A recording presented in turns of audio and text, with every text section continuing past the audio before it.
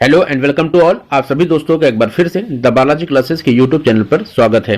दोस्तों यहाँ पर आरआरबी एनटीपीसी 2020 के लिए ये क्लास है, आपकी फास्ट रिवीजन क्लास है और ये कंपटीशन टाइम्स से क्वेश्चन मैं ले रहा हूँ जो कि चैप्टर वाइज पूरे सॉल्यूशन है। ये आप अपने एग्जाम तक इस सीरीज को पूरा फॉलो करिएगा। सामान्य ज्ञान के हर एक क्वेश्चन, ये भारतीय संविधान से हो गए, विज्ञान, भूगोल, इतिहास, सबके क्वेश्चन है। मैं चैप्टर वाइज, टॉपिक वाइज आपको ये लगातार लेकर के चलूंगा और आज मैं देखूंगा यहाँ पर भारतीय संविधान के कुछ important question, chapter wise question को हम लेकर के चलेंगे। बढ़ते हैं अपने प्रश्न की तरफ।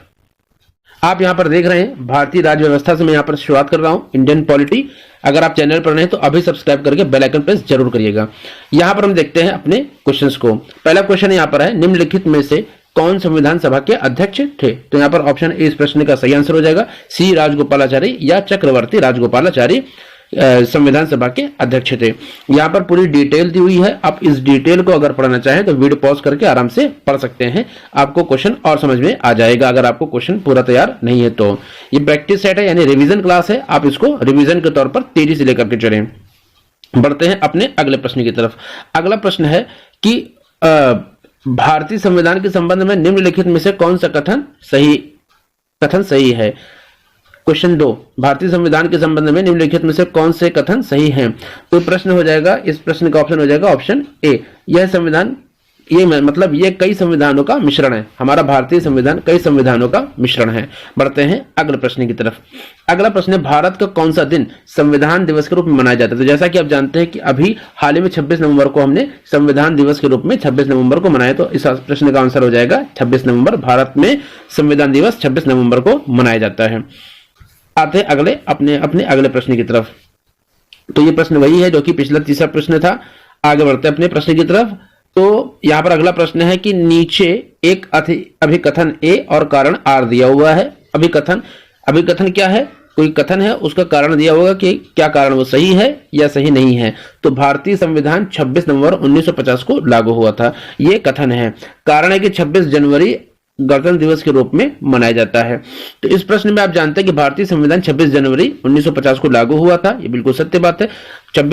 1949 को हमारा जो संविधान है वो आंशिक रूप से लागू हुआ था, लेकिन पूर्ण रूप से 26 जनवरी 1950 को लागू हो गया था तथा 26 जनवरी गणतंत्र दिवस के रूप में मनाया जाता है, सत्य है। परंतु कारण क्या है, अभिकथन की उचित व्याख्या नहीं करता है।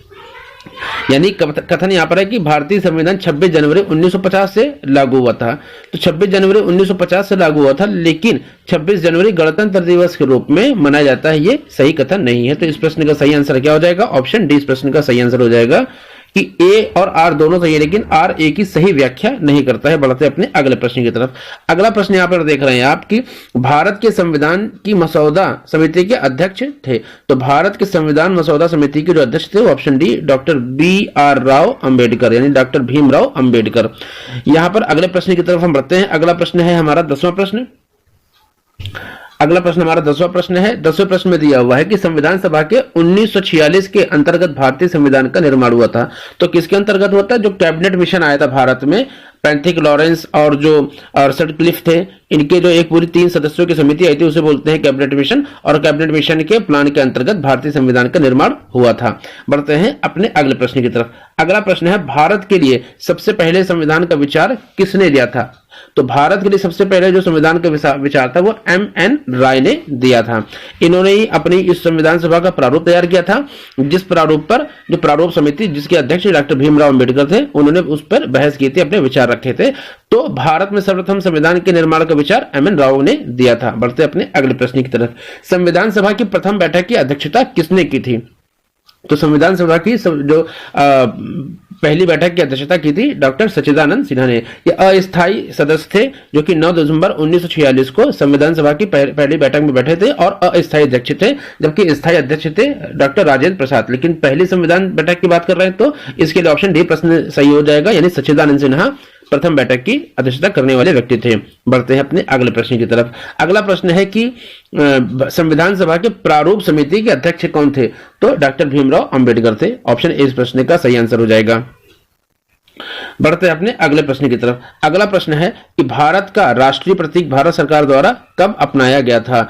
तो ऑप्शन सी 26 जनवरी 1950 को हमारा जो राष्ट्रीय प्रतीक है अशोक, जो कि सारनाथ में स्थापित एक स्तंभ है, ये भारत का राष्ट्रीय प्रतीक है और इसे 26 जनवरी 1950 को अपनाया गया था। ऑप्शन सी इस प्रश्न का सही आंसर हो जाएगा। बढ़ते हैं अपने अगले प्रश्न की तरफ। अगला प्रश्न है, भारत एक गणतंत्र है, गणतंत्र का मतलब क्या है? यानी यहां पर आपसे गणतंत्र का मतलब पूछा है। तो ऑप्शन सी इस प्रश्न का सही आंसर हो जाएगा। राज्य का प्रमुख उसके लोगों द्वारा परोक्ष रूप से चुना जाता है। जैसे हमारे यहाँ पर राष्ट्र जो प्रधानमंत्री ही परोक्ष रूप से यानी डायरेक्ट चुनाव के द्वारा चुने जाते हैं जनता की सेवा के लिए। तो राज्य का प्रमुख यानी जो हमारे जो प्रधानमंत्री हैं वो क्या हो गए, परोक्ष रूप से चुने जाते हैं। तो यही गणतंत्र का मतलब है कि राज्य का प्रमुख उसके लोगों द्वारा परोक्ष रूप से चुना जाता है। इस प्रकार भारत क्या होगा, एक गणतांत्रिक देश हो गया। बात करते हैं अगले प्रश्न की। तो अगला प्रश्न है, नीचे एक कथन ए दिया हुआ है, उसका कारण आर दिया है। तो अभी कथन क्या है? यहाँ पर कथन है कि भारत एक लोकतांत्रिक देश है। भारत क्या है, एक लोकतांत्रिक देश है, जबकि इसका कारण दिया है कि भारत का अपना एक संविधान है। तो भारत एक लोकतांत्रिक देश किस कारण से बताया गया इस प्रश्न में? क्योंकि इसका एक अपना संविधान है। तो ऑप्शन यहाँ पर बी सही हो जाएगा कि जो ए और आर दोनों सही, लेकिन आर ए की उचित व्याख्या नहीं करता। भारत एक लोकतांत्रिक देश इस वजह से नहीं कि इसका एक संविधान है। भारत एक लोकतांत्रिक देश इसलिए है क्योंकि यहाँ पर लोकतंत्र कैसा है, यहाँ पर गणतंत्र है, या यहाँ पर जो परोक्ष रूप से जो हमारा प्रधान चुना जाता है, जैसा पहला क्वेश्चन में मैंने इससे पहले के क्वेश्चन में देखा था।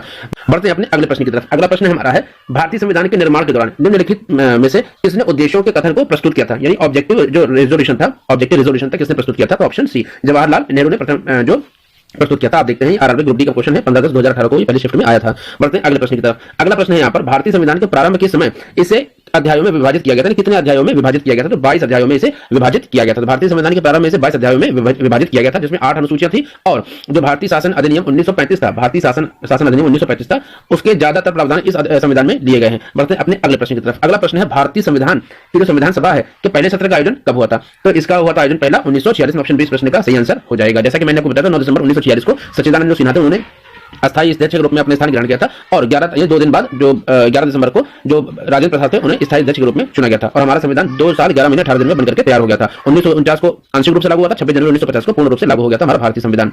संविधान सभा ने किस दिन भारत के राष्ट्रीय ध्वज को बनाया था? बहुत इंपॉर्टेंट प्रश्न है, अक्सर एग्जाम में पूछा जाता है। तो हमारा जो राष्ट्रीय ध्वज है वो 22 जुलाई 1947 को चुना गया था। हमारे ध्वज का जो लंबाई और चौड़ाई है वो 3:2 है। कल के मैंने जो मॉक टेस्ट आपको दिया उसमें इस प्रश्न का मैंने जिक्र किया हुआ है। बढ़ते अपने अगले प्रश्न की तरफ। अगला प्रश्न है, संविधान सभा ने भारतीय राष्ट्रीय ध्वज को कब अपनाया था? वैसे प्रश्न है जैसा पहला प्रश्न था, तो इस प्रश्न का आंसर हो जाएगा 22 जुलाई 1947 को। तो इस तरीके से हमारा जो भारतीय संविधान का जो चैप्टर है, चैप्टर का नाम है संवैधानिक विकास एवं विशेषताएं। तो इससे रिलेटेड सारे क्वेश्चन इस वीडियो में हमने देख लिए। कल देखेंगे हम दूसरे चैप्टर को। मिलते हैं नेक्स्ट वीडियो में, तब तक के लिए जय हिंद।